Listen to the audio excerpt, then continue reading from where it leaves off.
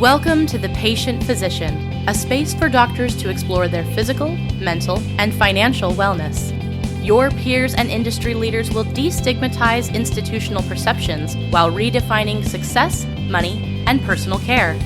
Get ready to pull back the curtain, because here, you are both patient and physician.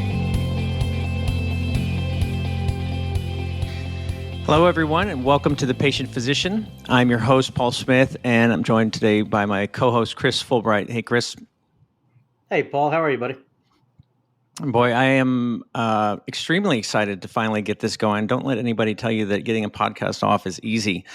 This has been in the making for quite some time, and I got to tell you, to have our first episode is not only very exciting, but we're joined today by Dr. Glenda Mutinda, and for the patient physician, we really wanted to have this focus on bringing the humanity into the physician's life and everything that they are and do. I know we put them on a pedestal in many ways in our society, but very human nonetheless, successes, failures, et cetera. But I wanted to start with Glenda because one of the things, Glenda, it's always so good to see you, because when we get together, we talk about this topic of wellness, right? And in your area of focus specifically is helping these physicians go from their training programs out into the real world in a very healthy fashion. And there's so much to unpack here, but good morning to you. How are you? Good morning. Thank you for having me. I am honored and humbled and a little freaked out that it's me, but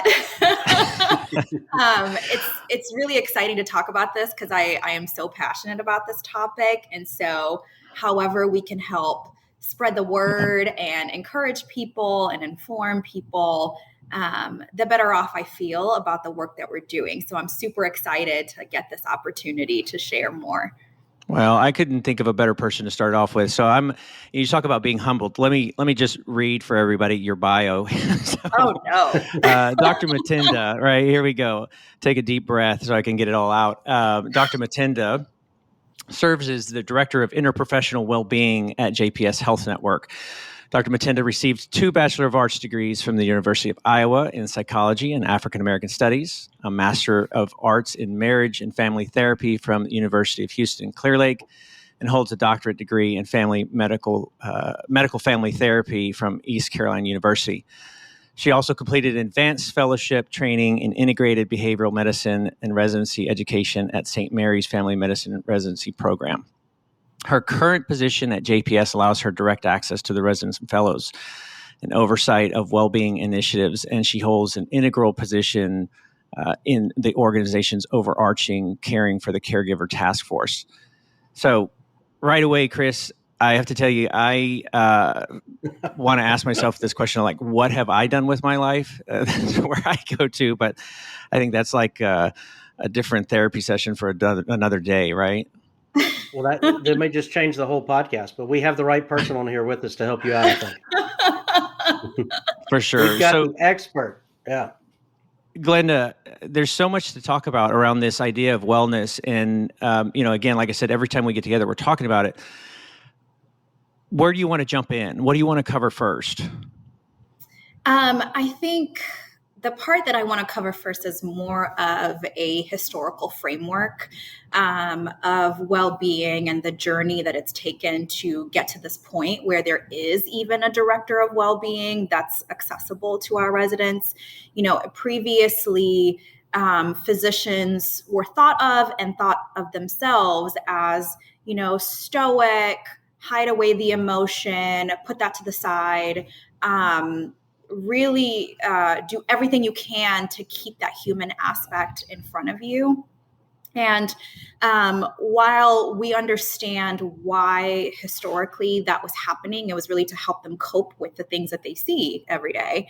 What we have learned is that that's not necessarily the best way for our physicians to exist. And so over time, and the generations of physicians have really done a lot of the work to speak up and advocate for themselves and their well-being along this journey. So those, in the 1920s who even recognized that there are challenges with physician well-being, we're able to help the following generations do better at it. So even as far back as the early 1920s, we had astounding numbers of deaths by suicide amongst physicians. So we've known this was an issue for a long, long time, but it's taken a considerable amount of time to be able to make improvements towards that. And that's really been the efforts of the physicians, administrators, insurance companies, the government, all of the entities to help us get to where we are. And so at this point, I'm really honored to serve as the Director of Well-Being.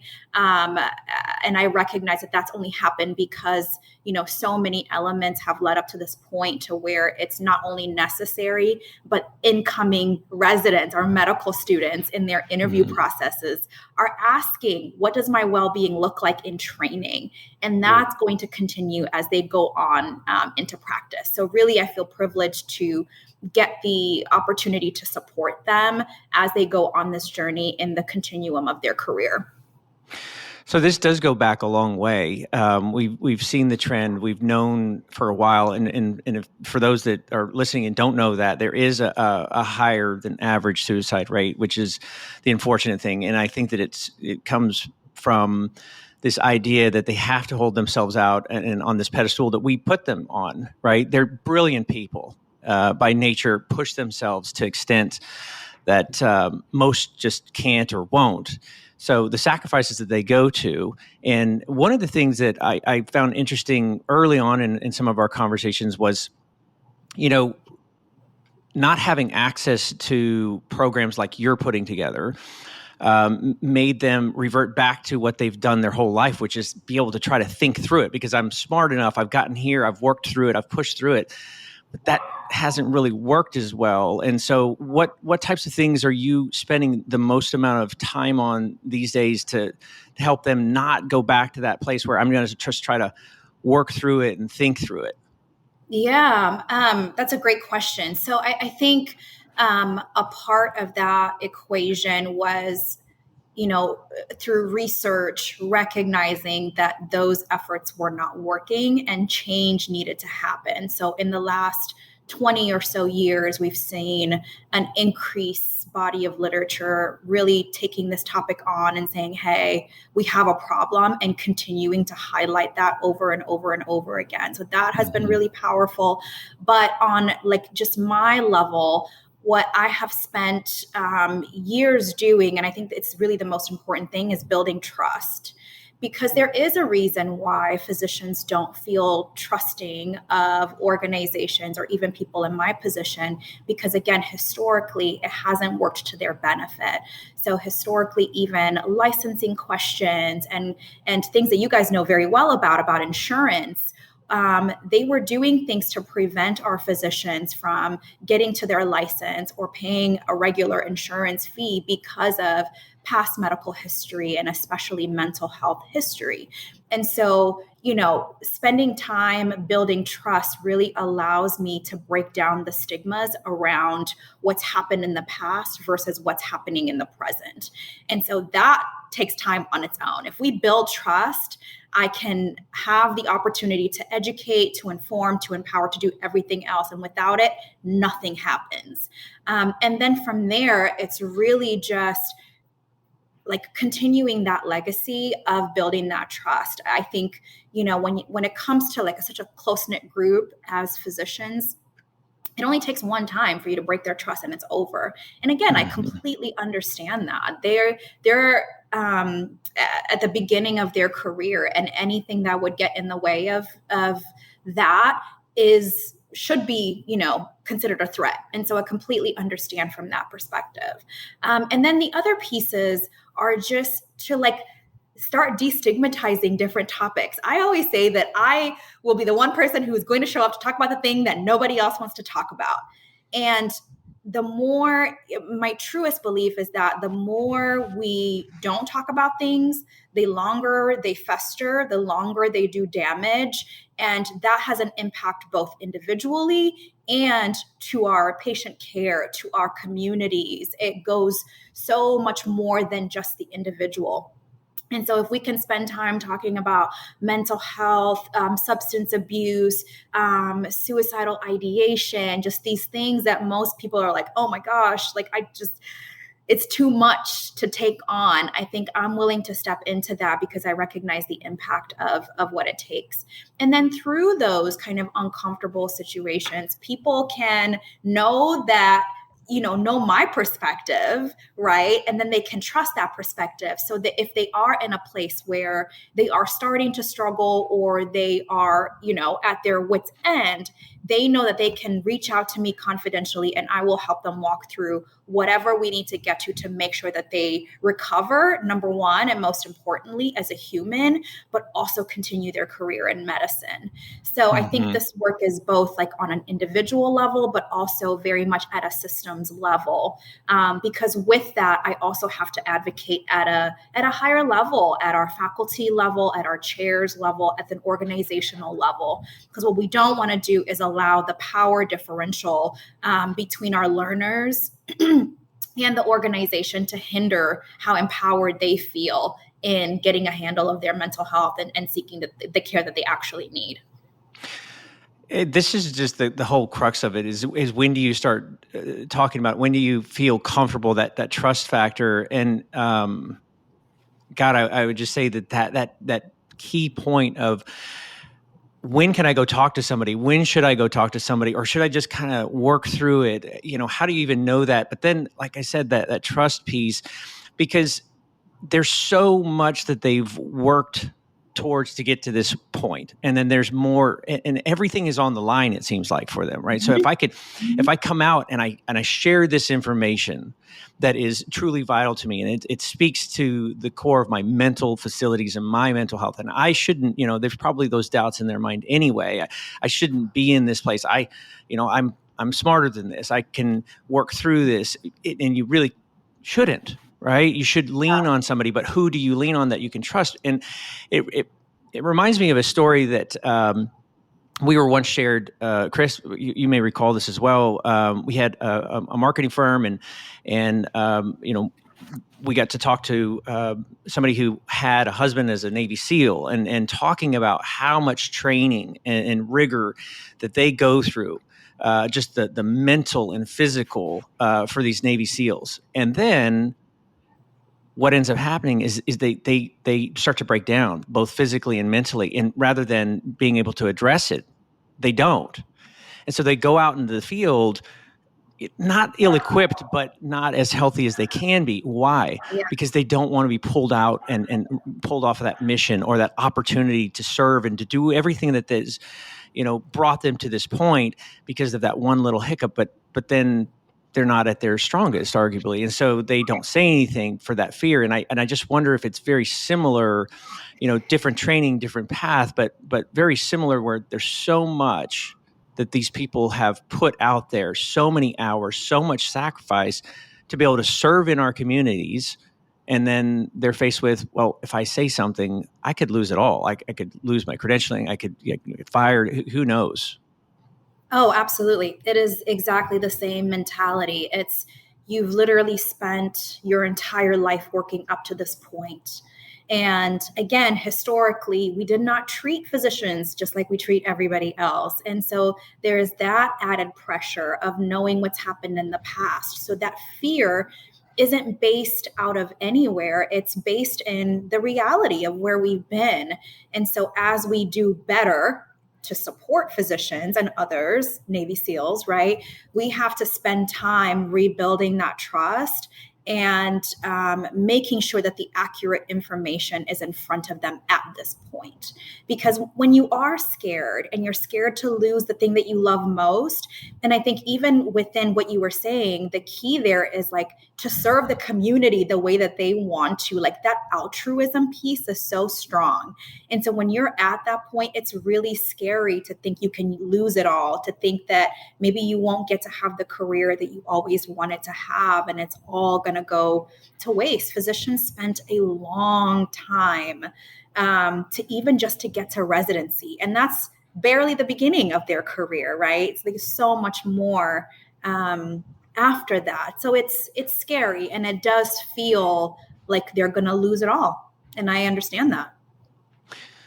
So I want to find, how do you, because your position is quite subspecialized, right? As a therapist and having the training that you have, how did you even end up in this path? What brought you there? And then, if you can also talk to, your program is not the only one doing this. Now, I will say for listeners that you're probably one of the leaders, because every time we talk to other training programs that have something like this, I've spoken to them, they go, oh yeah, JPS, they've got that. And I'm like, yeah, I know, Glenda's really doing great things there.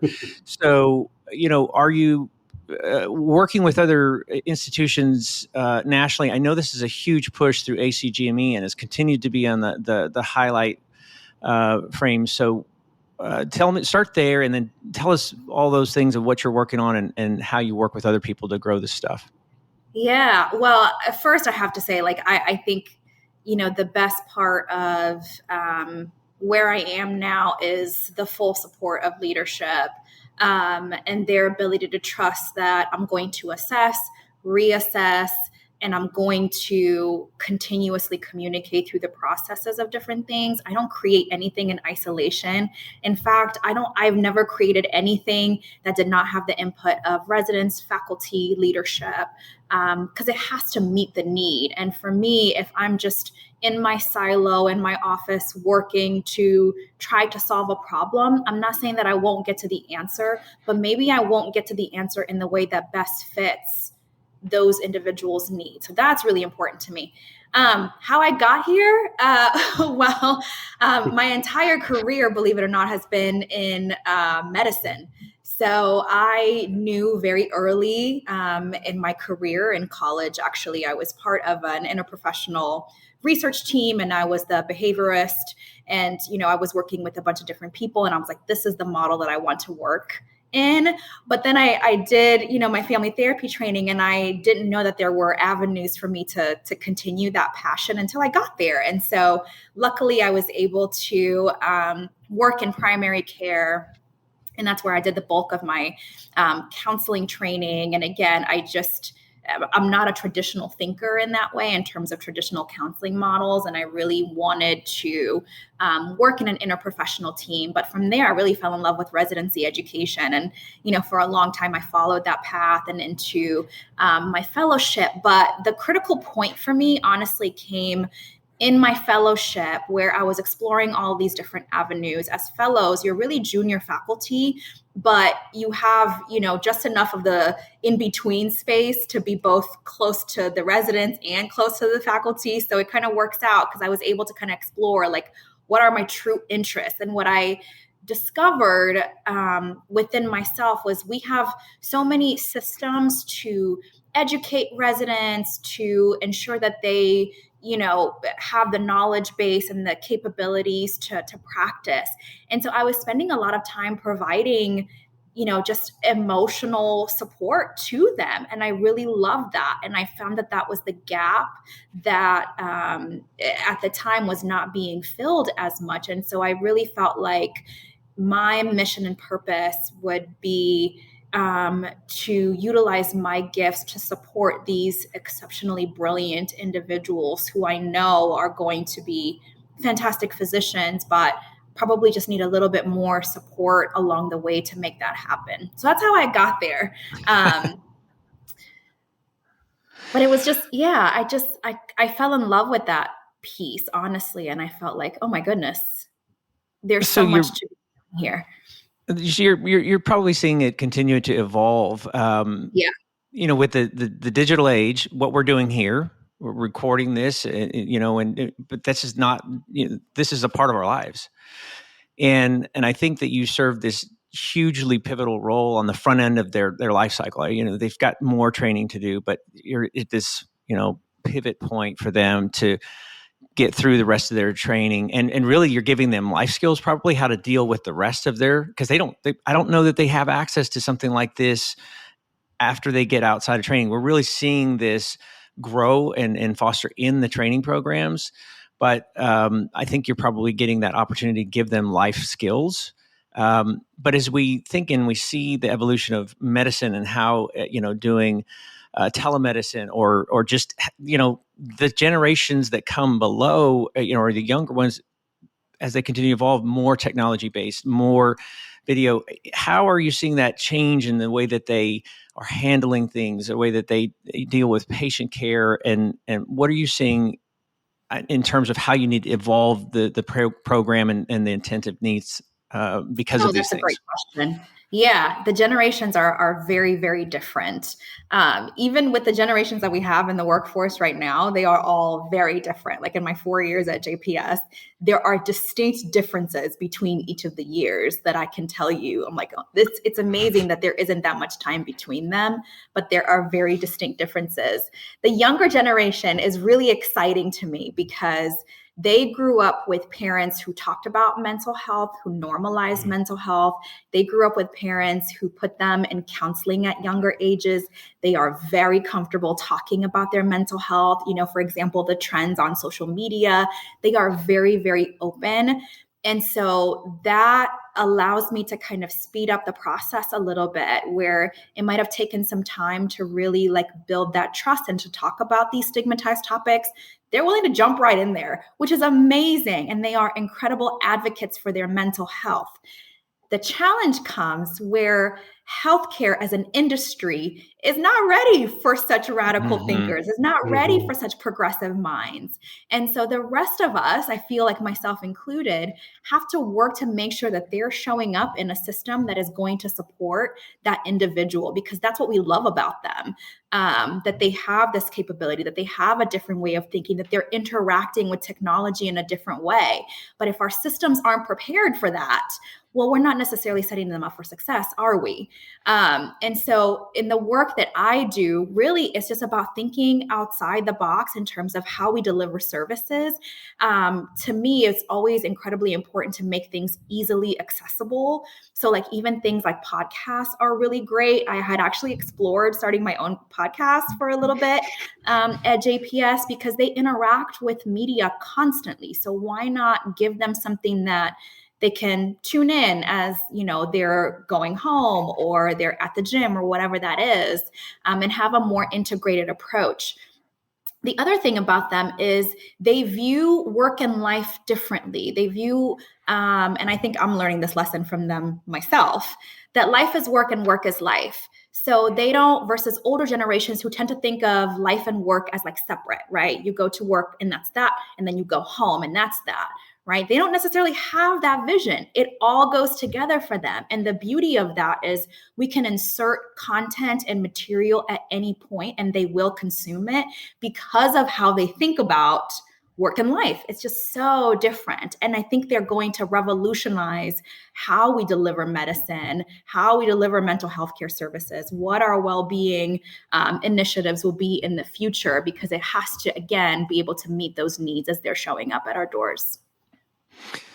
It's interesting when you talk about the work versus life. Chris, I know I feel like we're like, it's work is life. I don't know. Where is the off switch, right? Yeah. So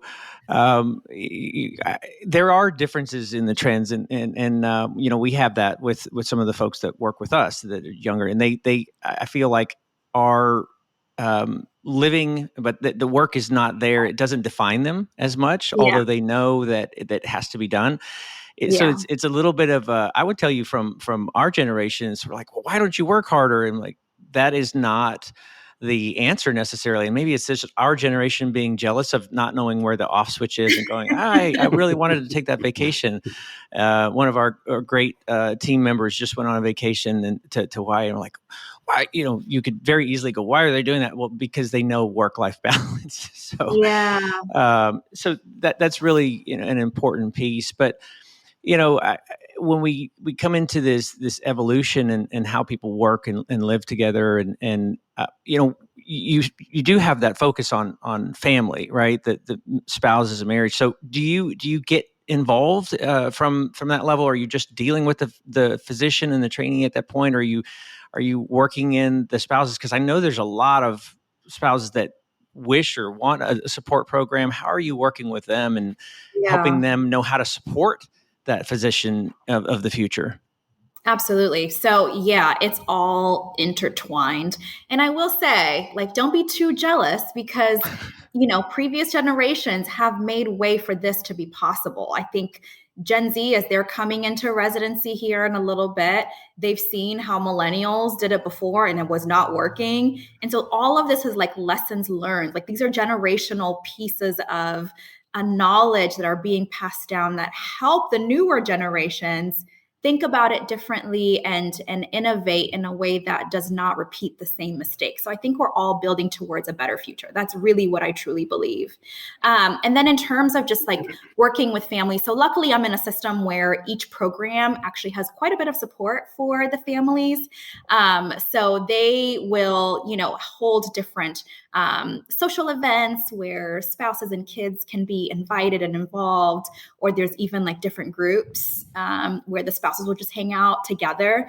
And I think that's probably more helpful because it's the spouses of each specialty versus all of them together. And I think there's so much more bonding that happens when, the family medicine folks are grouped together or the surgery groups are put together because they are speaking the same language and they're having the same experiences. So luckily, again, I work in a system that already had a lot of this stuff in place where spouses aren't just left to the wayside and to suffer. The other thing, when I do some one-on-one work with residents, I do actually ask about their families because oftentimes, especially for residency, they're moving across the country and they might not know individuals in those areas or not. So sometimes that can be really isolating. So when I find that a resident is struggling, I also ask about their partner, children, whoever, that's with them, because usually those two go hand in hand.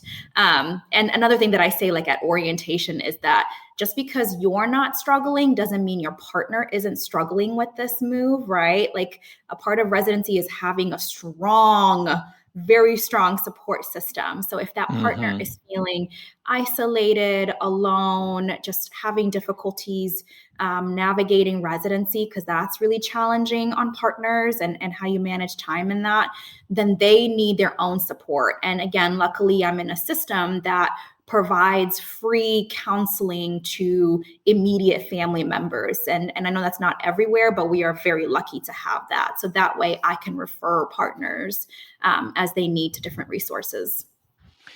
So I know that you go ahead. Sorry, Chris. That's okay, buddy. Glenda, you've talked a couple times about almost like normalizing this and making it more common. And Paul's brought up about trust with the Navy SEALs and different things. You've mentioned faculty members and different generations and their perspectives. How have you built trust within the faculty members of being open to this and this not being seen maybe as a weakness or a stereotype that someone's having to do that? How do you balance that? Yeah, it's a little bit of a different approach. With older generations, it's really about figuring out what matters to them. So millennials, Gen Z, we're going to go straight to suicidal ideation, right? Like we can get that very quickly. But to the older generations who, again, did not exist in environments that supported these conversations, they're going to be more weary. And so I just have to have an approach and language of the things that matter to them. I'll tell you a story of a time that I was doing resident didactics, and we were talking about burnout. And I won't tell you the specialty, but one particular program director just was kind of disgruntled and just wasn't really feeling it. And I could tell that there was a disconnect there. And I wanted to really get more information about where he was coming from. And then afterwards, we just happened to be chatting. And he was telling me about how it was really challenging for him to order certain medications for his patients that he knew were the best for their outcomes. He was, having to fight with insurance companies, and that was really problematic. And so in that moment, we were able to use that same language to talk about well-being, right? Because in his mind, the stereotype of well-being is just like, you just talk about feelings and that's it. versus what I was trying to say throughout that didactic was really about the systems level things that prevent physicians from having better well-being, right? And so in that, I learned that what's really important to him is patient outcomes, accessibility, and being able to use his license to the top, right? Like he is the expert in this area. So to me, for someone who has to fight to do the right thing for his patients, frustrated me with him, right? Like to me, that's just wrong. And we as a society have to figure out how to work through that. But then B, it allowed us to have common ground about well-being and burnout and the markers of that.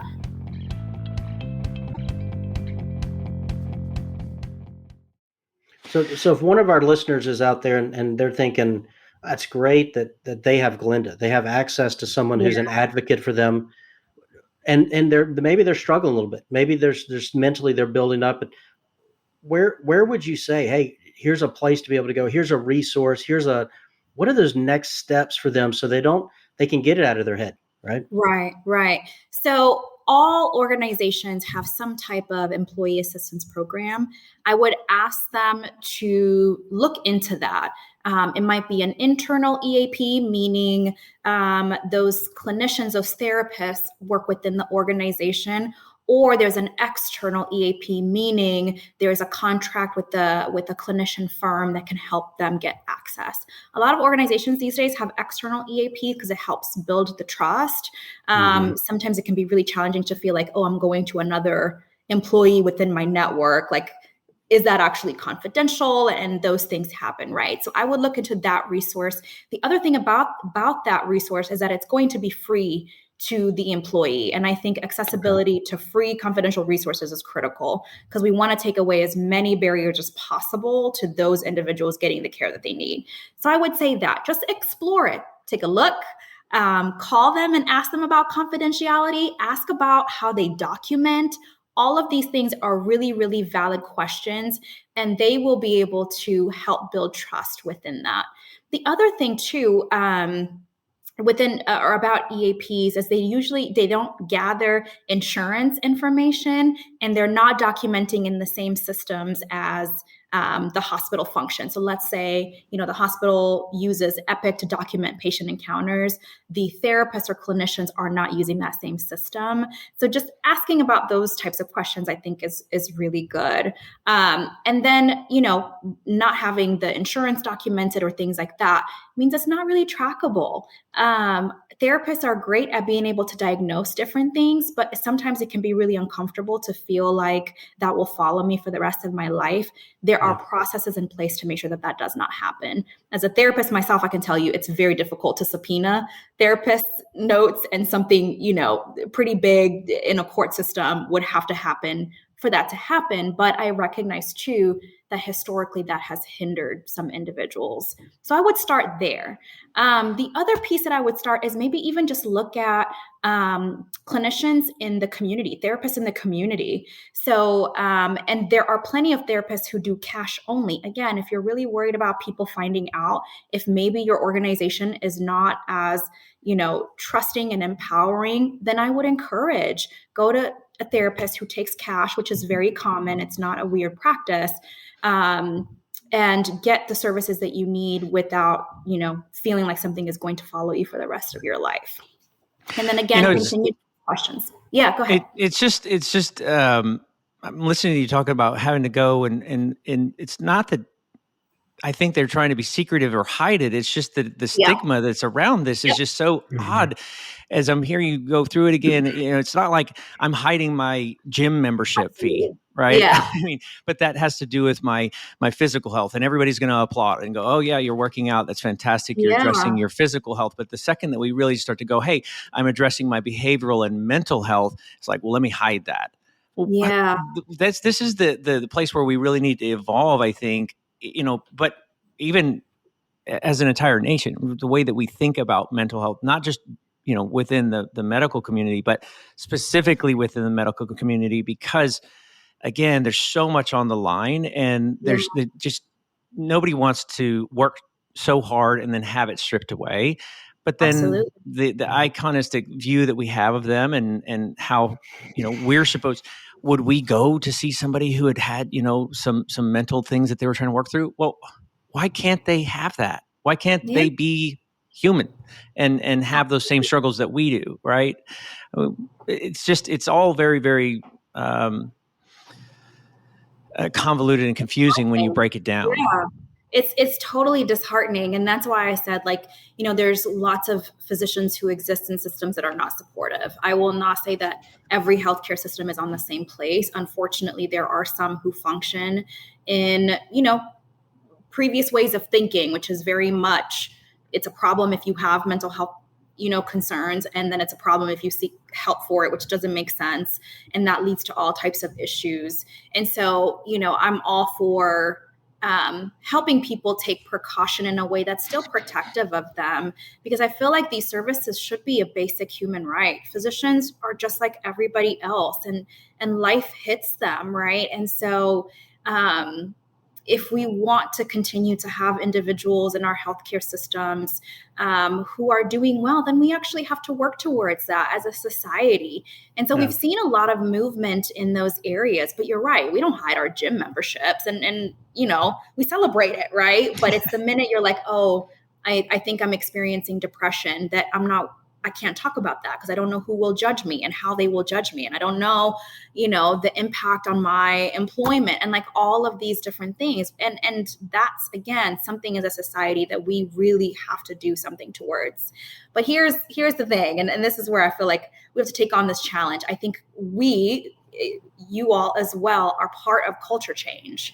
And a part of culture change is being able to hold up the mirror to society and say, hey, here's what we're doing, and here's how it's wrong, and this is how it's impacting negatively the people that we hold at such high regard, right? And challenging the systems in place that prevent individuals from getting that help. So culture change is very hard, but it's worth it. It's worth it.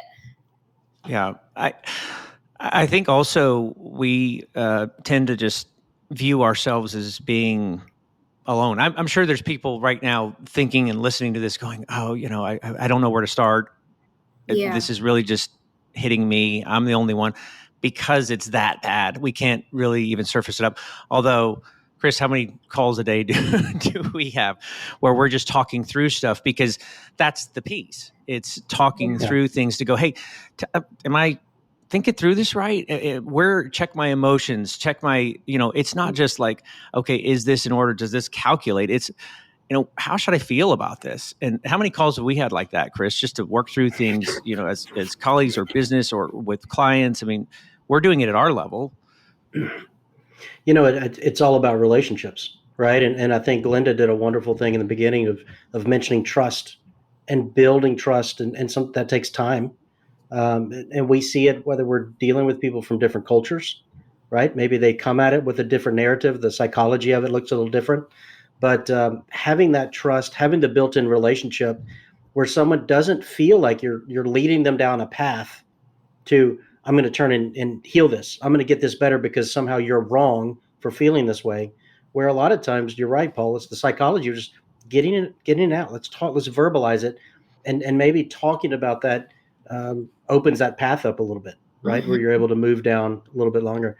Paul, you brought up about the Navy SEALs, and Glenda as a family medicine and looking at family therapy, it reminded me, Paul, that the wife that we talked to, her husband was the Navy SEAL. And Glenda, she was telling us it's not just the SEAL who, doesn't maybe want to admit the mental struggles they're having. They bring those home. Yep. Right. And maybe they've been on deployment and they're bringing those home, and the mental struggles that happen there for the spouse, because they're trying to figure that out. And maybe that mirrors a little bit with some of the people that you help or our listeners when, they're working long hours and they're very stressful and the decisions they make are impactful. And if they still have this stuff going on, they're bringing it home. Yeah. And their spouses or significant others or partners or children are seeing that. So I think what you're doing by, one, normalizing it, helping them recognizing that, and then empowering them to say, hey, this is something that I want to change. I want to get better. There is a path to get better. I don't have to stay where I am. I think that's a fantastic thing. And I just think when people feel really alone, they just don't have safe spaces to do what you said, is to talk it through, right? Like, even if I just don't know, like, am I depressed or am I anxious or do I have a little bit of PTSD? But if I don't feel like I have a safe space or someone who is safe to call and just say, hey, I'm kind of feeling this way, I don't really know what's going on, help me talk through it, right? Like, that can be even more isolating. But yeah, I have lots of people who get to me because their spouse at home noticed a change in them. That happens all the time.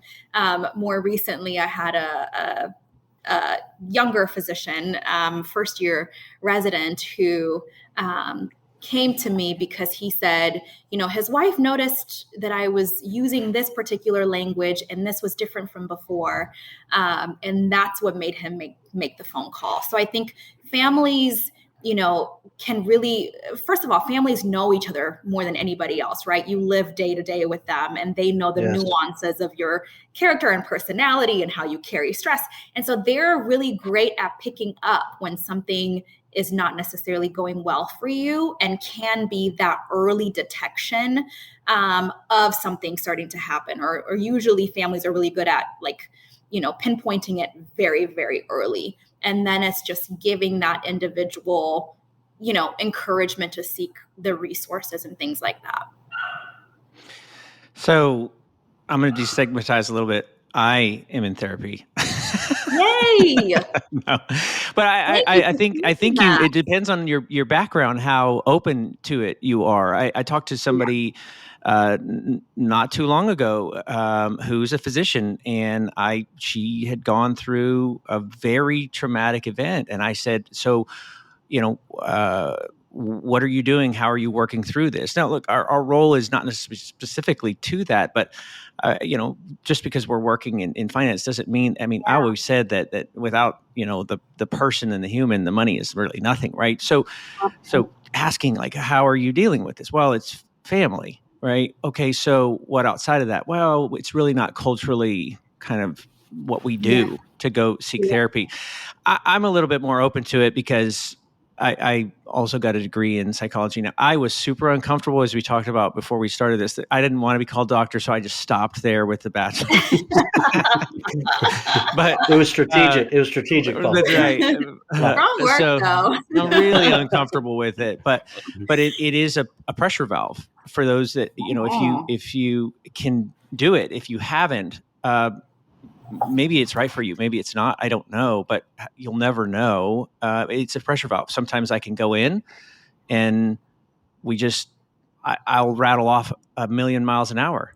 And I feel the same when I came out, but who knows, right? Sometimes it's when you're filling a glass of water, it's really not that one last drop that caused everything to overflow. It's everything that filled up the glass before then to get you to your tipping point, and then it just overflows. And so, when people, Chris, as you mentioned, you go home, you take that to your spouse, and then that rolls over. It wasn't because your spouse didn't do this or didn't, make dinner or whatever. I mean, it's everything that built up to that, and then just can be this huge breakdown. And you're going, what caused that? Absolutely. First of all, Paul, thank you for even just saying out loud that you're in therapy. Like, that alone is going to help men feel comfortable going and talking about it. So, like, I really appreciate that. Like, you might not think that that's a big deal, but I feel emotional even thinking about it, because it is a huge deal. It's one thing for me as a woman. Historically, we are allowed to feel and go to therapy and cry, right? Like, it's different when I say it versus when you say it, and you might never know truly the impact of what you just said. So I want you to just Well, I'm shocked that I haven't cried like 3 times on this episode already, right? We'll get there. Don't worry. Another show, right? That's powerful. Anyway, go. Yeah, it's so powerful to just say, I'm in therapy. And, like, that's it, and to work through things, because you're right. When we struggle, it permeates through all aspects of our lives. It's not compartmentalized to work or to family. Like, there is no such thing. It really permeates everything and everybody and everything in your life feel it when you're not feeling your best or you're not okay. And so just even recognizing the impact of that, I think, is really critical. So it's having that opportunity to go in and just say anything and not feel judged. Right? Yeah. So everybody needs that, but specifically our physicians, where again, at their level, everything that they do, patient care, what the patient is thinking, what they're doing, the decisions that they make, such high caliber level, every single thing. So Yeah. I need a safe space where I can go and not be judged for anything. If I just want to go in and drool and blah, blah, blah, whatever, Yeah. then that's okay. Find that person. And it's a personal relationship, by the way, right? I mean, you don't just find the right one. So I would also say that. Would you agree? I mean, you can't just go in and judge one Absolutely. experience. If you go in and you find a therapist and you're like, that was terrible, I quit, doesn't work for me. Try a little more than that, right? Find another one, because can you talk to that a little bit? Like the synergy that happens between a therapist and a patient? Well, it's a fit, right? Like it's a fit, sort of like a friendship, but it's like a professional friendship, if that makes sense. And so, when you're making new friends, when you're meeting new people, some people you're going to naturally click with, some people you might not. It's not necessarily a bad or a good thing. It's just like you don't necessarily fit, and that's okay. And so, really finding somebody who you feel understands you or can learn to understand you, or you feel not judged, I think is really important. And that might take a couple of tries, and that's okay. I think, for the majority of people, you might have to try one or two before you feel like you found your connection. And this is why like pages like Psychology Today has a whole listing of therapists in different areas, just like even reading their bios, what they specialize in, kind of like their personality can kind of help you gauge who those individuals are before you make that appointment. And so that'll help you find your fit. At JPS, I have a really strong connection and relationship with our 2 EAP clinicians. And as a therapist, I know their styles very, very well, right? Like that's, the very cerebral part of it. So when people come to me for assistance, I can better match them to whoever they're going to fit with, because I can see like, okay, you are this type of personality, you're asking for these types of things. I can better match which clinician will help you.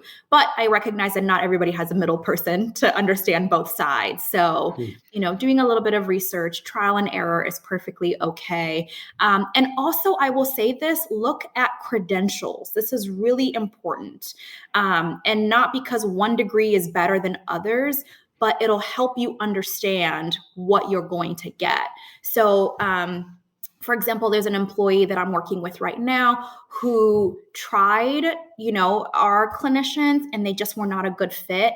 And then later, as she was thinking about like what she actually needs from counseling, she determined that having a Christian focused therapist was what she needed. And once she like discovered that, found her match immediately. So it's like, what are you needing? If you're needing more family work, looking for an LMFT or an LCSW, I know those are just like random letters to most people, but it'll help you like what they specialize in a little bit more. So that they have that background in families and children and different things like that. But usually their bios will help with that too. But fit is just, it's everything. Without it, nothing is getting done, because you don't want to show up to a therapist's office and you feel apprehensive and you're just like, does this person really understand what I'm talking about? I think if you don't have that immediate comfort and ease with someone, then it's okay to like divorce your therapist. And I always say too, like when I am counseling, I say, I might not be your fit. Don't feel like you can't break up with me, right? Like as a clinician, I have to give them permission to do what's best for them, because I want for them to heal and go on the journey that they need to go to. And maybe I'm just not the right fit, and that's okay. But some, people will feel really bad. Like, oh, I chose a particular therapist, but they're not really fitting me and I feel bad for leaving. No. Let that go away. So you've been doing this and focusing on it for a number of years, but are you seeing the impact at the training level, for them to go on out? Do you have any kind of follow up with them as they go out into practice? And how are they expanding the support for these types of programs? Yeah. I always say like my work is very longitudinal in the sense that whether it's organizational level work or individual level work, what I'm working towards is their ability to advocate for this in the future. Their ability to, as they're interviewing for their first job out of training, go, who are the clinicians here? What types of well-being resources do you have for me? Like, I want them to ask those questions, because truly physicians have to also be a part of the conversation moving forward. And so I think, in a lot of ways, I'm playing the very, very long game, and I might never fully know the impact, but what I do know more anecdotally is I do have people reach out as they're graduating and saying, hey, here's what I was asking them. And I noticed that they didn't have like a version of you. So I was like, I'm not taking this job, right? Like, and obviously they're looking comprehensively at the different packages. But to be honest, there's a lot of competitive markets for our physicians, and they're able to now fine tune that to include well-being as a part of the conversation. So go ahead. I'm sorry. I was just going to say, so, this is still relatively new and growing. So if you're at a place or a hospital system and you don't have this, we didn't ask you prior to this if it were okay to post your information to allow them to reach out to you and figure out, like, how do I grow what we have at our program or our hospital system, or, where are there resources that they can reach out to, for some of the listeners? Oh, definitely, like, post my information. I'm more than happy to talk through this. I think it's been really great to connect with other people around the country to see what they're doing. We're still learning. I'm still learning and growing. And so, I'm happy to help people launch their programs. I've done so for several others in residency education, but also kind of just at hospital networks. I think that sharing of information is really critical. And I am more than happy to continue this work in whichever capacity that I can. I care about it so much. And so I'm willing, like I said, dedicate the rest of my career on it. And I think a part of that is conversations with others. Yeah. I have one last question for you. Chris, did you have anything else for her while we have her? I'm sure that, you don't need to start a podcast. We'll probably have you on several more times. No, she'll be a returning guest. I have a feeling. I feel right. People will be asking for Glenda. That's right. Well, so I just want to wrap up and say, that we specifically named the podcast, The Patient Physician, because I think it can mean a lot of different things to different people. And so tell us what you think that it means to you in the work that you do. Oh my goodness, that is a hard question. That's your last question, Paul. Really? Wrap this up beautifully for us. Well, you had all these great answers. I wanted to stump you on something. I actually, by the way, I love the title of this podcast. When I saw it pop up in my email, I loved it instantly, because I think in the work of well-being, the patient physician is being able to be patient with yourself as you're learning and growing and development. I think any part of the spectrum of being a physician is difficult, and being patient and kind to yourself is really critical. The other part of the patient physician for me was the healing part, allowing yourself to be healed through the journey, right? Oftentimes physicians are the healer, and we love that for them. And it can be really uncomfortable and feel so vulnerable to be the patient. So allowing the space to be the patient, to put some energy into yourself, I think is just what's going to help our workforce become so much better. Brilliant. Now I know why we had you on first. That was fantastic. Yeah, that was fantastic. Well, thanks again for your time. Intended it? That's the question. Yeah. I was like, you acted stumped. My goodness. Yeah.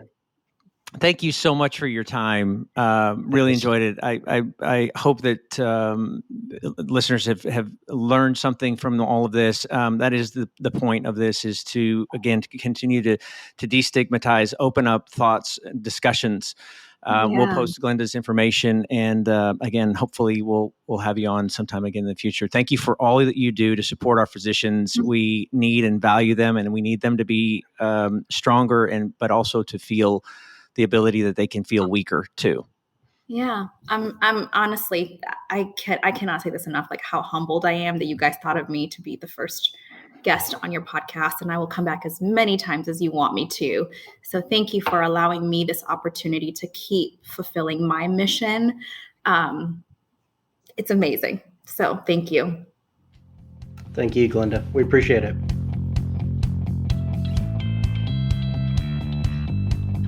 This conversation was brought to you by Physicians Resource Services, a firm supporting medical professionals to improve their financial situation and pursue their personal and professional goals. The Patient Physician is produced in Austin, Texas. Editing and sound design are in the hands of the PodConnects Podcast Network. Please email questions or show ideas to info@physiciansrs.com.